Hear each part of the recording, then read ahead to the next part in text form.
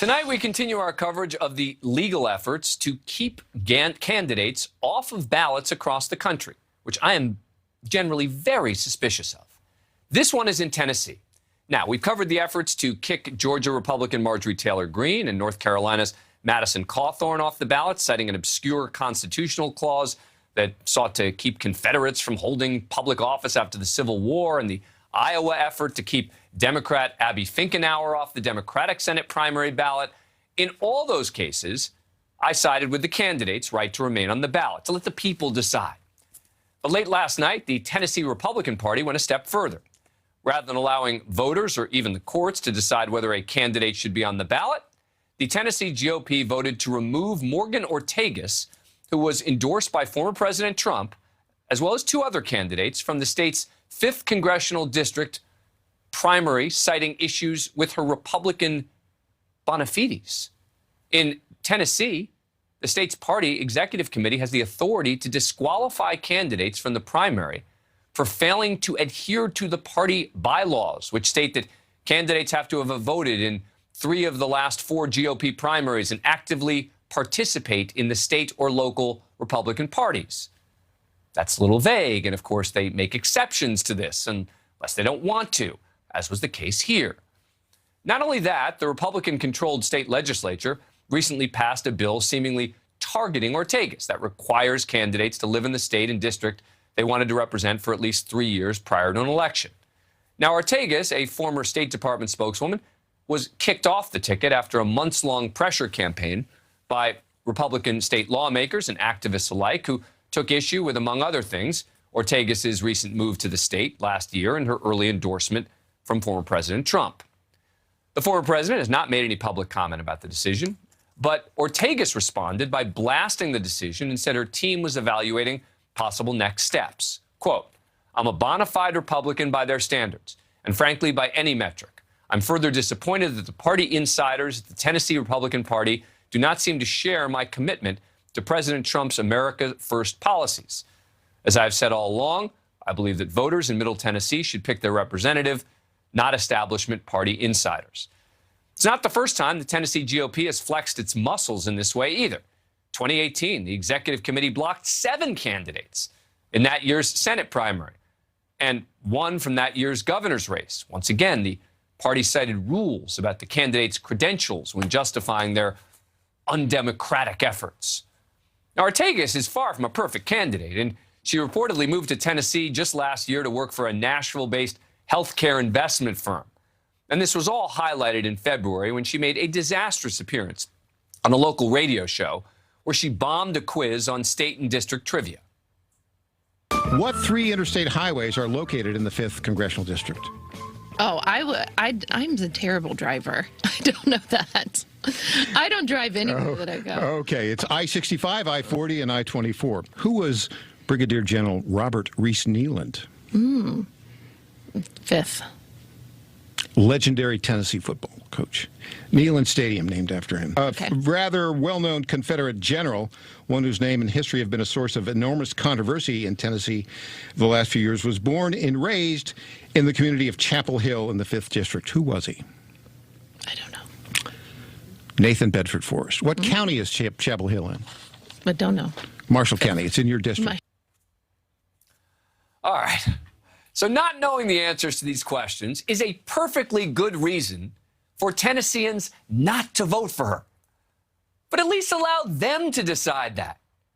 Teddy Roosevelt used to rail against the powerful party bosses, and I think he was right when he said, "The party belongs to the millions of the rank and file. It does not belong to the handful of politicians who have assumed fraudulently to upset the will of the rank and file."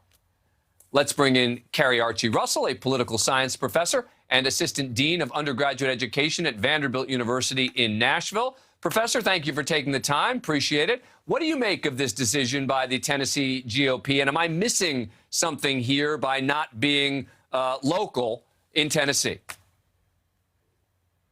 Well, I was embarrassed for her and her performance in answering those questions. I think that anybody that would want to run for public office representing the people of Tennessee should know the answers to those questions. But I think it's important for our audience to understand that there is a real difference between party politics and state legislation.